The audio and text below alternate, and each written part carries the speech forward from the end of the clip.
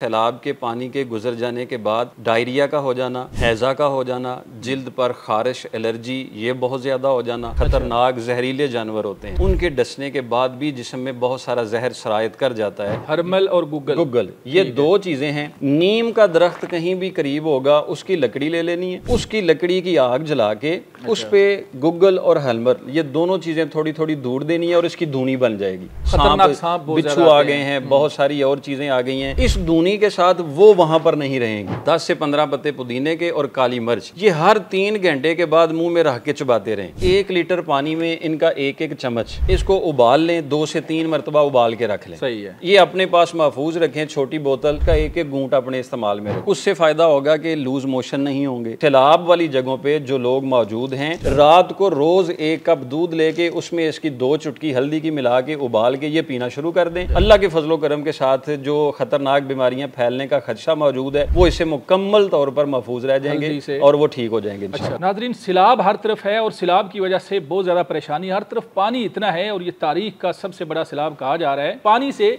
बहुत सारी बीमारियां भी फूटती हैं, ख़ास तौर पर सैलाब के पानी से।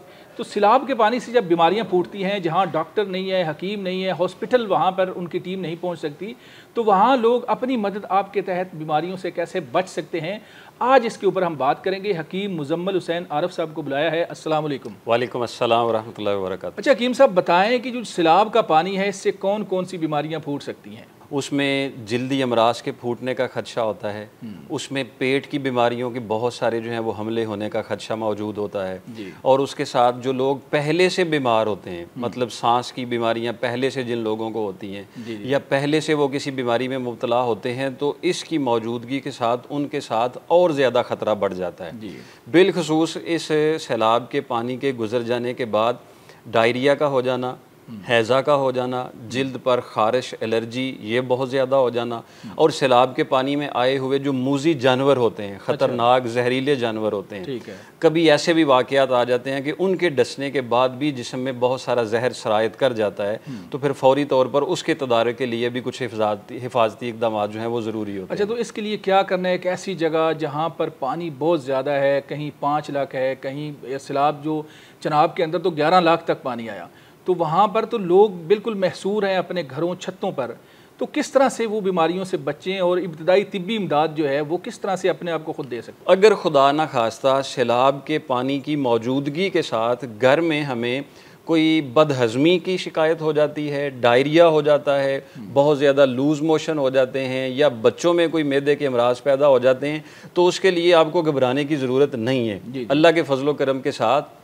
आपके नज़दीक कहीं पर अगर पुदीना ताज़ा मिल जाए, सही है, ताज़ा पुदीना, उसकी कोई गुच्छी जो है वो वहाँ से मिल जाए, कहीं लगा हुआ वो मिल जाए, सिर्फ ताज़ा पुदीना ले लें, उसके 10 से 15 पत्ते, और काली मिर्च कहीं करीब आपके पड़ी होगी, सही है, 10 से 15 पत्ते पुदीने के और काली मिर्च, ये हर 3 घंटे के बाद मुंह में रख के चबाते रहें। अच्छा, सिर्फ चबाना है? जी, सिर्फ इसको चबाना है। हर 3 घंटे के बाद ये मुंह में रख के चबाते रहें, ताकि खुदा ना खास्ता अगर कहीं पर पानी रुके हुए 16, 18, 20 घंटे हो गए तो उसकी बदबू के साथ या उसकी उस मौजूदगी के साथ जो हवा में भी ताफुन पैदा हो रहा है, तो इसके इस्तेमाल के साथ उनका कुव्वत मुदाफ़त वाला निज़ाम मजबूत हो जाएगा और इंशाल्लाह बीमारी के हमले से बच जाएंगे। सही है। ये तो है बीमारी के हमले से बचने से महफूज रहने के लिए। एक अब बीमारी हो गई है, उल्टी आ रही है, उसके बाद जो है वो डायरिया हो रहा है, पेट ख़राब हो रहा है, पेट में दर्द हो रहा है, तो उसके लिए एक बड़ा बेहतरीन आसानी से मिलने वाला, घर में मसाला जात वाली चीज़ें,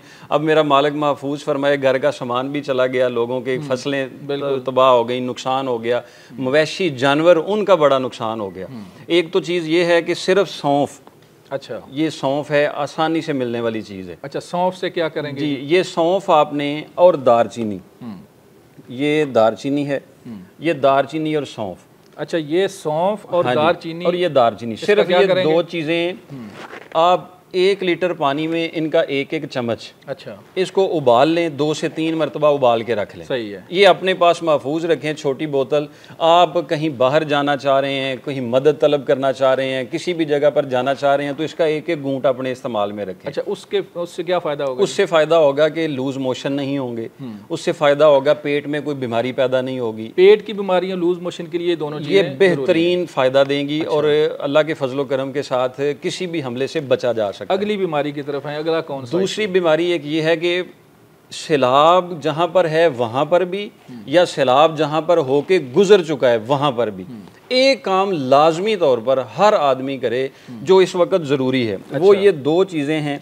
अच्छा। ये एक चीज़ आसानी से मिल जाती है, अगर कोई मदद के लिए जा रहे हैं लोग तो ये साथ लेके जाएं। अच्छा, ये क्या चीज़ है? ये गूगल है। गूगल? जी, इसको गूगल अच्छा, कहते हैं। एक तो गूगल होता है ना जिस पे हम सर्च करते हैं। जी जी, तो ये असल में गूगल है। पहले तो हमने सिर्फ स्क्रीन पे देखा गूगल ना, नहीं है, ये गूगल है। ये गूगल है। अच्छा, इसका क्या करना है जी? इसका लेना है, और ये हरमल है। अच्छा, हरमल और गूगल, ये दो चीजें हैं। नीम का दरख्त कहीं भी करीब होगा, उसकी लकड़ी ले लेनी है। अच्छा। उसकी लकड़ी की आग जला के उस पे गूगल और हरमल, ये दोनों चीजें थोड़ी थोड़ी दूर देनी है, और इसकी धूनी बन जाएगी। अच्छा, इससे धुआं निकलेगा? इसका धुआं निकलेगा, इसकी धूनी बन जाएगी। ये हर गली में, हर मोहल्ले में, हर घर में जहाँ से सैलाब होके गुजर गया है वहाँ पर, या खुदा न खास्ता अभी तक सैलाब वहाँ पर मौजूद है, और जो लोग वहाँ पे जो कैंप में लोग रह रहे हैं जहाँ के लिए इंतजामात किए गए हैं, वहाँ पर भी इसकी धूनी बहुत ज़्यादा ज़रूरी है। धूनी किस तरह से देनी है कि बंदे के वो अंदर वो धुआं जाए, या वैसे किस तरह से करें? जो भी हवा में फैल जाए, मतलब इस तरह से धुनी हो, फैलाओ जाओ कि उसमें जो हवा में ताफन बन रहा है, जो नमी का तनासब बढ़ रहा है। अगर लोग कमरे में बैठे हैं और वहाँ पर ये धुनी, जी, बैठने से पहले थोड़ी देर के लिए धुनी दे लें। अच्छा। उसके बाद वहाँ पे बैठे। तो सांस के अंदर, ये सांस के जरिए अंदर इसका सांस में लेने में कोई मसला नहीं है इसमें। ये बहुत पुरानी तौर पर कदीम तिब में ये चीज़ें मिलती हैं। ये किन किन बीमारियों का इलाज है जी? ये एक तो अगर सैलाब के साथ खतरनाक मूजी जानवर, जहरीले जानवर आ चुके हैं, सांप, बिच्छू आ गए हैं, बहुत सारी और चीज़ें आ गई हैं, इस धुनी के साथ वो वहाँ पर नहीं रहेंगी। अच्छा। जहाँ पर लोग बैठे हुए हैं वहाँ पर नहीं आएंगे। दूसरा, अगर कोई चीज़ वैसे मौजूद है वहाँ पर, तो वो भी इस धुनी के साथ जो है वो निकल जाएगी। अच्छा, फ़र्ज़ करें मेरा गाँव के अंदर कोई 2-3 कनाल का एक घर है, वो बंद पड़ा हुआ है जी, तो सैलाब के बाद जब हम जाएंगे तो अगर ये धुनी देते हैं जी, तो धुनी देने के कितने मिनट के बाद वो सांप बिच्छू जो भी होंगे वो निकल ये अगले 4 से 6 घंटे के अंदर अंदर ये अपना काम शुरू कर देता है। अच्छा। वरना इससे पहले भी इसकी धुनी के असरात आना शुरू हो जाते हैं। 4-5-6 घंटे इंसान अंदर ना जाए फिर? नहीं, आपने बंद कहा कि वो बंद पड़ा हुआ है, बिल्कुल बंद पड़ा हुआ। आपने बंद कमरे का कहा तो मैंने उसलिए कहा कि 4-6 घंटे। लेकिन अगर लोग वहाँ पर रह रहे हैं तो फिर आप सिर्फ एक धुनी का चक्कर लगा दें, 1-2 बार चक्कर लगा के आप बाहर आ जाएं, कोई मसला नहीं है, उसमें तो कोई प्रॉब्लम नहीं। रोजाना धुनी देनी पड़ेगी? अगर इन दिनों में एक दिन छोड़ के एक दिन धुनी दी जाए, इसका कोई नुकसान नहीं है। बीमारियों से बचा जा सकता है। जितने खतरनाक बैक्टीरिया और वायरस बढ़ रहे हैं उनसे महफूज रहा जा सकता है, बिच्छू से भी बचा जा सकता है। ये आपकी 2 चीजें भी होगी, ये भी होगी। अच्छा, ये आपने अभी 2 डब्बियां रखी हुई हैं, इनके अंदर क्या चीज़ है? ये घर में किचन में पड़ी होती है हल्दी। बिल्कुल ठीक है। ये जो लोग खुदा ना खास्ता किसी की मदद करते हुए गिर जाते हैं, चोट लग जाती है, या सैलाब के दौरान खुदा न खास्ता छत गिर गई, मकान गिर गया, कोई चोटें आ गई, कोई मसला आ गया, ये घर में आपके बहुत बड़ा डॉक्टर मौजूद है। अच्छा, हल्दी डॉक्टर है? बिल्कुल डॉक्टर है, ये तबीब है, इसको जो मर्जी समझ लें। ये एंटीबायोटिक है तिब का बहुत बड़ा। हमें तो इतना ही पता था कि हल्दी जो है वो हांडी में डाली जाती है। बस सिर्फ हमने तो हल्दी इसीलिए जो है वो समझ रखी है। हालांकि ये पूरे जिस्म के जितने अमराज हैं, अगर उन सब के लिए इसको तरीके से इस्तेमाल किया जाए तो ये हर चीज़ में फ़ायदा देती है। फिल वक्त सैलाब वाली जगहों पे जो लोग मौजूद हैं, रात को रोज़ 1 कप दूध लेके उसमें इसकी 2 चुटकी हल्दी की मिला के उबाल के ये पीना शुरू कर दें। अल्लाह के फजलो करम के साथ जो ख़तरनाक बीमारियाँ फैलने का खदशा मौजूद है वो इससे मुकम्मल तौर पर महफूज रह जाएंगे और वो ठीक हो जाएंगे इंशाल्लाह। अच्छा, ये एक डब्बी है जी, इसके अंदर क्या चीज़ है? ये है लौंग।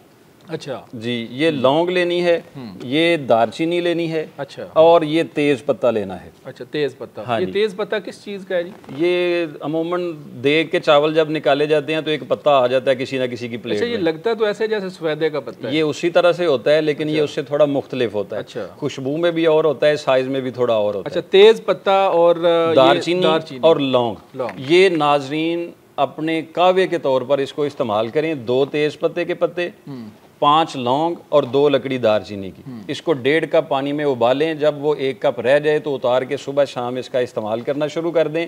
मेरे मालिक ने चाहा, करम नवाजी फरमाई, अल्लाह करीम हमारे उन सब जितने भी हम वतन लोग हैं इस वक्त, जो हमारे वतन में जो लोग जिस भी लिहाज से किसी सैलाब की आजमाइश में आए हुए हैं, अल्लाह करीम उनको बीमारियों से महफूज रखे। और ये अपनी चीज़ इस्तेमाल में रखेंगे तो ना तो कोई बीमारी हमला आवर हो सकेगी अल्लाह के फजल के साथ। अगर हो चुकी हुई है, अगर कोई बीमारी आ चुकी हुई है, तो इन 3 नुस्खों के साथ मेरा मालिक उनको शिफा देगा। अल्लाह करे उतनी देर में कोई डिस्पेंसरी वाला कोई मुआलज उन तक पहुँच जाए तो उसकी बीमारी का मुकम्मल इलाज किया जा सकता है। चलिए जी, बहुत शुक्रिया, आपने बड़े मुख्तसर वक्त में बहुत सारी बीमारियों का इलाज जो है वो आपने इस तरह से बताया है कि नाज़रीन को समझ भी आ गई। नाज़रीन, आप अगर सिलाब में कहीं फंसे हुए हैं या सिलाब ज़दा हैं या किसी भी तरह से ये जो घरेलू टोटके इनको कह लें या हकीम साहब ने जो देसी चीज़ें बताई हैं, इससे आप इलाज कर सकते हैं, बीमारियों से बच सकते हैं। ये पैगाम आप बाकी उन लोगों तक भी पहुँचा सकते हैं जिन लोगों ने ये वीडियो नहीं देखी। अपने मेज़बान मनाज़र अली को इजाज़त दें, दोबारा मिलेंगे। अल्लाह हाफ़िज़।